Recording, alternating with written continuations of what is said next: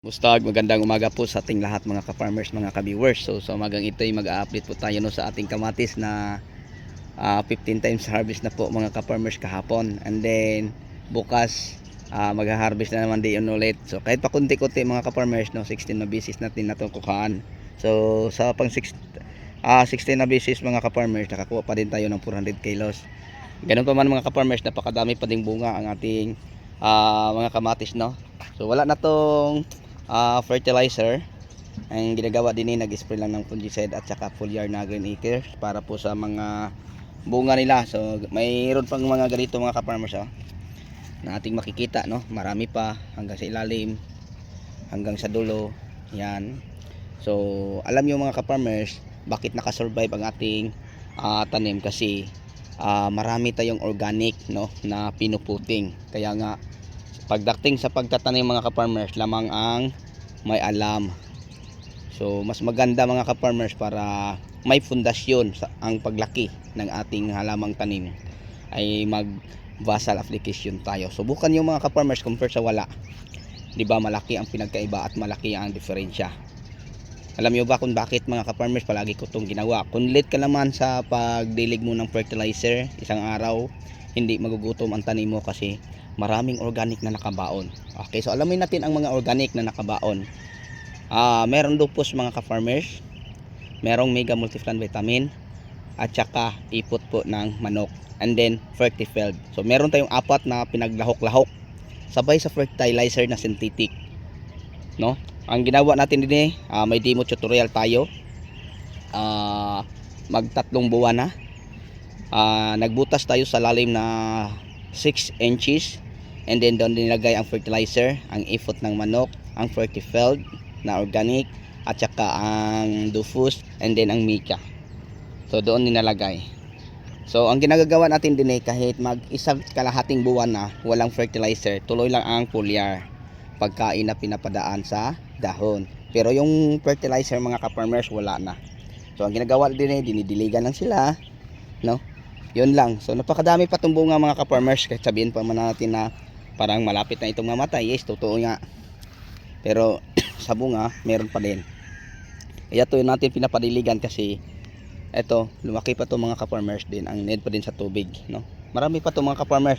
So yung ganito kaluwang na taniman no, nasa 5,004 kapin kapuno, kaya pa din itong mag-harvest ng mga 400 kilos. So may kasunod na tayo dyan mga ka-farmers na kamatis. Okay, nasa gitna po ng ampalaya. So dahil sabay natin na itanim ang ampalaya at kamatis, napakaganda po ng tingnan. Mabunga silang dalawa. Yan. Grabe pa tong bunga mga ka-farmers na mga maliliit na ating makikita. Kapal lang ng dahon, hindi natin mapansin na may mga bunga sa ilalim. So yun po mga ka-farmers no. Share ko sa inyo. Kahit 16 beses na po itong napipitasan. Kasi yun po ang normally natin sa kamatis no, na makapag-harvest na ganyang katagal kahit pa man wala na tayong fertilizer. Dahil may pundasyon ang ating halaman. Kahit sa sobrang init, tuloy pa din ang ating pag-harvest.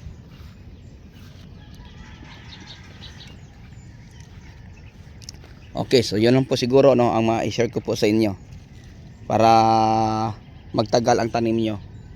Yan no, tingnan yung mga bunga mga ka-farmers yan yung mga maliliit na kasunod. So tingnan natin, parang wala na to mga ka-farmers, pero pag hihimayin natin sa ilalim may makikita pa din tayong mga bunga na pwede pa rin nating i-harvest. So may mga maliliit pa So aabutan pa to mga ka-farmers no, sa ating kamatis na nasa gitna po sa taniman po natin ng ampalaya. Aabutan pa to siya. So pwede nyo gayahin mga ka-farmers ang aking mga strategy, wala namang mawawala. Parang masubukan nyo lang, try nyo magtanim ng kamatis na walang basal at saka kamatis na may basal. Pwede naman mga ka-farmers, halimbawa na itanim na, and then ihahabol mo lang ang mga organic at saka yung ipot ng manok.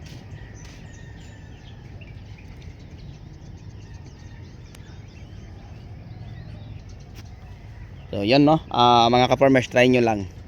Matalong man, maampalaya at makamatis o mabel pepper o ano pa mga tanim na gusto nyong itatanim, i-try nyo yung muna ang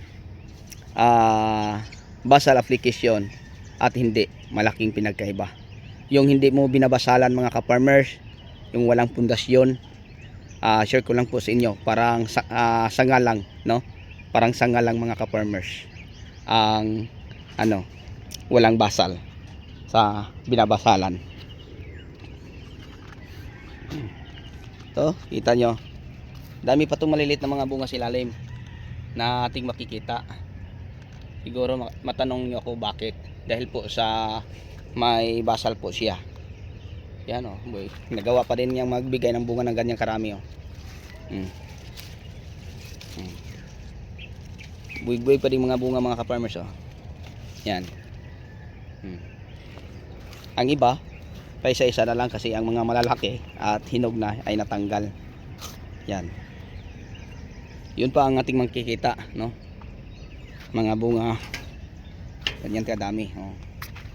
Hindi na namin to tinatalian mga ka-farmers kasi yung time na nagmura ang presyo, yun po ang dahilan. Kaya hindi na natin tinatalian. So imagine 16 harvest na, and then isang buwan kalahati nakasurvive pa din ang ating tanim dahil po sa ating ginagawang basal application. Yan o, patay na mga dahon silalim pero ang mga bungang bago nangasanga. So yun lang siguro ang mai-share ko sa inyo sa umagang ito, sa update sa ating 16 times harvest na kamatis na marami pa ding bunga. So kung ating iikutin ang camera, parang patay na sila, no? Parang wala nang ma-harvest, pero meron pa mga ka-farmers, marami pang harvest dyan na mangyayari. Sabi ko sa iba kong vlog hanggang baka 16 lang siguro to or 18 ba, dahil ang presyo ay mura, baka hindi na natin maridiligan kasi pag halimbawa ay kailangan pa natin gumasto ay baka logi na mga ka-farmers. Kaya ang sabi ko sa mga vlog ko, aasahan na lang natin o babawi na lang po tayo sa susunod nating tanim. So yun po ang sinasabi ko. So ngayon mga ka-farmers, kita niyo napakaganda pa din kahit marami ng beses to napipitasan, no? Dami pa itong bunga mga ka-farmers. And then ang ating kamatis natin napakatas po, no? Kasing tangkad ko na. Lalo na mga ka-farmers pag hindi masyadong mainit. Ay napakainit din eh, 36-38 degrees po ang init. Yan ang mga bunga, oh. Yan, oh. So papa-sprayan natin to ng fungicide para maginda, makintab. So yun po, no, ang ating mga makikitang mga bunga. Okay, so bago tayo magtapos, ulitin ko from Luzon, Visayas at Mindanao, pati sa abroad at sa ibang bansa, magandang umaga uli.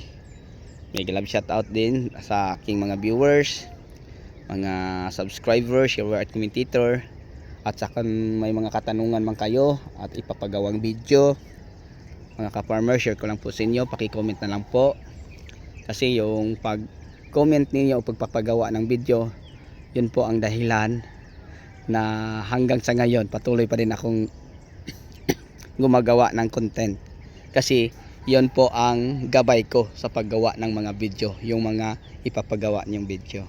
Pero pag meron ng mga ka-farmers, check nyo na lang ha. Kung hindi nyo makita ang request, sir, gawan mo ako ng video patungkol sa ganyan, ganito. Pag meron na ako, pakicheck na lang, kasi ang reply ko, pakicheck lang po, meron na po akong video tungkol dyan. So parang ganyan lang mga ka-farmers, no? So pansensya na po na hindi ko magawa na ulit, kasi ang paggawa po ng content, lalo na sa mga fertilizer guide sa kamatis, sa ampalaya, sa talong at iba pang mga pananim, hindi lang 5 beses o 10 beses ko na i-upload, nagawa ako. Kaya nga marami kayong pwede, no, na makunan nyo ng idea. So pakicheck na lang po, kasi marami na po tayong mga video upload sa ating YouTube channel.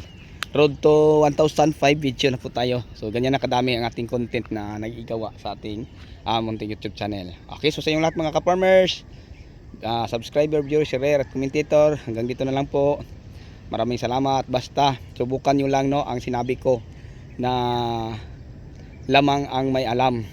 Kaya pag kayo'y magtanim, suggest ko lang i-apply nyo ang basal application, and then para mapatunayan ninyo na lamang pala ang magbasal, kayo mismo ang gumagawa ng experiment. Magtanim kayo, kahit 2 linya, subukan nyo ang isang linya. Halimbawa meron kang 10 linya, ang siyam iputing mo, magbasal ka, and then ang ipang 10 ay hindi. Malaki ang diferensya mga ka-farmers, mga ka-viewers. So yun lang po siguro ang masabi ko tungkol dyan. Okay, so sa lahat hanggang dito na lang po. Maraming salamat, happy watching, God bless and bye bye.